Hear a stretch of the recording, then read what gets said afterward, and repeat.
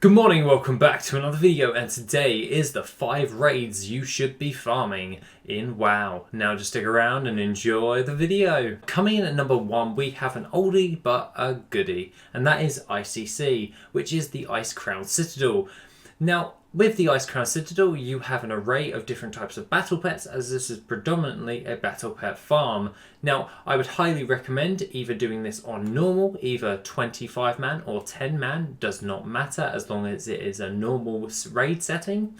You are able to get a hold of the Drudge Ghoul along with an array of different types of other battle pets. The other battle pets like Blood Boil and also the Soul Broken Whelp, these don't really sell that much. They tend to sell relatively low in the grand scheme of gold making, and the ones that you should be going for is the Drudge Ghoul, which comes from the Lich King. Now the Lich King drops the Drudge Ghoul and it sells for anywhere from around about 20,000 gold all the way up to still 50,000 gold for this battle pet. That is usually because most people farm it on 25 man heroic for the invincible mount, and aside from that they use their lockout to try and get hold of invincible.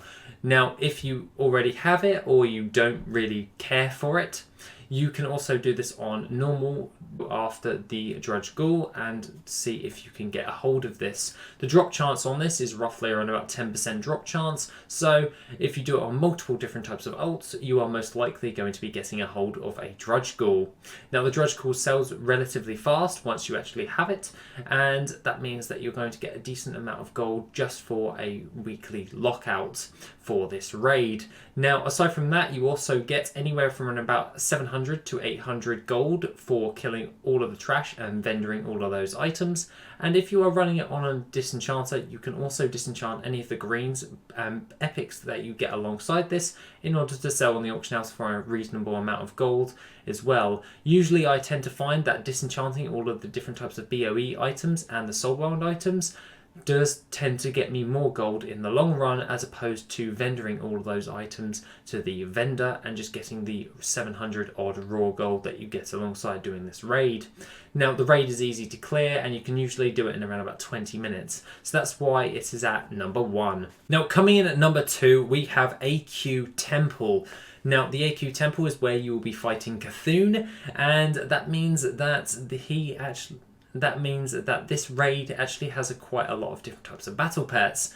This means it actually has 3 battle pets which you will be going for, and alongside this you do have a chance of, at the beginning of all of the other trash mobs, of getting hold of some really high-end BOE green items for transmog as well compared with this raid. Now doing this raid, it usually takes you about 10 minutes per run, and the one that you'll be going for is the Mini Mind Slayer from the first boss of the raid. And this one doesn't sell overly for an awful lot of gold, this battle pet, but the other two actually do. Now the next one is the Twins, and the Twin Emperors actually drop the Anubiseth Idol. This is used in battle pets battles, little skirmishes with battle pets, and basically it's a really great battle pet and it's usually in quite a high demand. This is why it's worth you farming this actual raid, as the sell rate on the Anubiseth Idol actually is pretty damn good and it will sell pretty damn fast. Now this one does vary on server to server, and it is usually anywhere from around about 2,000 gold all the way up to 10,000 gold. It just depends on your server, so I would highly recommend double checking your auction houses before you do this raid farm.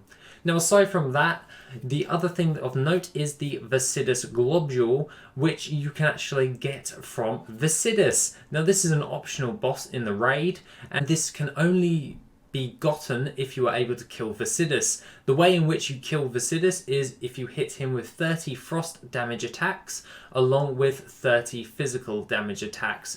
Now Mad Season did a load of videos on how to do it on every single character a while back, but I have a simple method for it. It is the enchant of Elemental Force. The enchant of Elemental Force is pretty damn easy to get a hold of, as it requires you only to have 3 Mysterious Essence to actually enchant any of the items, and all you have to do is just make sure your character has it on their weapon. So you have to get yourself a low tier white item or green item, doesn't really matter, because performing this basic attacks is pretty damn standard. If you do it on a skinning knife, you can pretty much do it, and most characters can use daggers, so there you go, you can switch it up if you really wanted to. Personally, I use the elemental force on one of my items, and then on the other one I just keep my other weapon in hand on my rogue. Now, aside from that, the only ones that you will struggle to actually kill this boss is going to be on like a warlock or a priest, so make sure to double check whether you can actually do this damage, and then once you have actually killed the Basiliscus Globule, that you have a 10% chance of getting a hold of the Basiliscus Globule battle pet, which you can sell on the auction house from anywhere from around about 8,000 to 12 to 15,000 gold, and that is pretty damn good for a 10-minute farm, as overall you have a high probability of getting a load of different types of battle pets for this farm, and it doesn't take you all that much long to actually do. From all of that, let's move on to number 3. Now, coming in at number 3, we have the Blackwing Lair, and this one is a really easy farm. I did a video on it a while back on a walkthrough how to actually farm this raid and how to you get past all of the slow-mo bits, so if you haven't watched that, go back and see that. That is pretty damn handy to get around the slowing effect after the first few bosses. Now, the battle pets you actually get from this aren't worth a great deal, and the thing that you are going for is the BOE greens, which you can get from the Blackwing Lair, alongside with Elementium ingots, which you can also sell on the auction house, or they can be used to make enchanted Elementium. Note to self, that is a brilliant way in order to increase your gold per hour by crafting them into enchanted Elementium. And alongside that, the last boss, Nefarian, actually drops a bag of gems which you can actually get a hold of. Now, Nefarian also has a 0.2% chance of dropping the Orb of Deception at the end of his battle, and alongside that also drops always 2 BOE blues, which you can then sell those on the auction house. So that being the case, that would be very, very awesome in order to get a hold of. And personally, I find this to be a great way in order to make gold overall. Aside from that, that is a really easy raid in order to do, as it takes you roughly around 10 minutes to run it, if you know how to get around and circumvent the actual raid of the slow-mo effect. Other than that, if you are trying to get through the slow-mo effect, it's probably going to take about 15 minutes. So if you want to cut off 5 minutes of that farm, go check out the old video I did on it a while back. Now, aside from that, at number 4, we have the Siege of Orgrimmar. Now, this can be circumvented using the Lore Walkers in the Vale of Eternal Blossoms in order to pick all of the bosses that you're doing. What you'll be going for is battle pets. That is the Black Fused Blomling, the Droplet of Yasharaj, also Kovok, and the Gooey Sharling. These battle pets are easy to get a hold of if you are able to do this on a few ults. Even if you have 3 or 4, you're pretty much gonna get like some battle pets. Now, obviously you can strike it unlucky and not get any at all, but you also get at least about 1,000 raw gold for doing this, which will take you roughly about 20 minutes to do the full clear.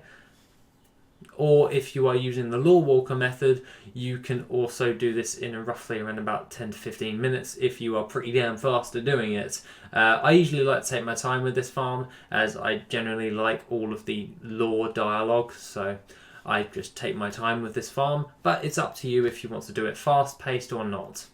Now, aside from that, these battle pets sell for a hefty amount of gold, especially the Black Fused Bombling, and that goes for anywhere from around about 18,000 gold to upwards of around about 30,000 gold. So that's brilliant for the first boss that you'll be taking out when you're actually going into the Siege of Orgrimmar. That's only if you are using the Lore Walker method, it would be the first boss. Other than that, if you were doing it from the beginning, you would have to go through all of the other different types of jazz. So therefore, I would highly recommend using the Lore Walker ability. From that, coming in at number 5 is one that I don't really talk about all that much, and that is the Hellfire Citadel. Hellfire Citadel actually has a chance of dropping the Hellfire Nest hatchling.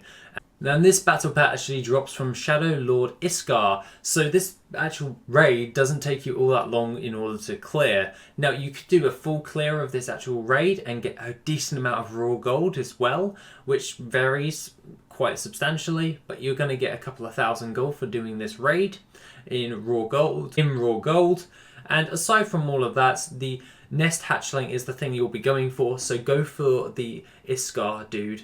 He has a chance of dropping this battle pet at a reasonable drop chance, and if you do it a few times, you are increasing your chances in order to get a hold of this battle pet. Now this battle pet varies quite substantially on gold per hour, so I couldn't actually think of an average in which to portray it. So what I would recommend if you were going to do this farm is look up the nest hatchling on the auction house first before you go and do this farm. You don't really want to be wasting your time if it isn't worth all that much. But overall, it seems to be a great battle pet in order to sell on the auction house, as it sells relatively fast, and therefore it may be worth your time if you do double check your auction houses to see if it's worth a decent amount of gold overall. Aside from that, guys, that is the 5 raids you should be farming. If you found this video somewhat informative, why not give this video a like? And other than that, guys, I shall see you in the next video, which will be tomorrow. Have an awesome day, guys, and I shall see you soon.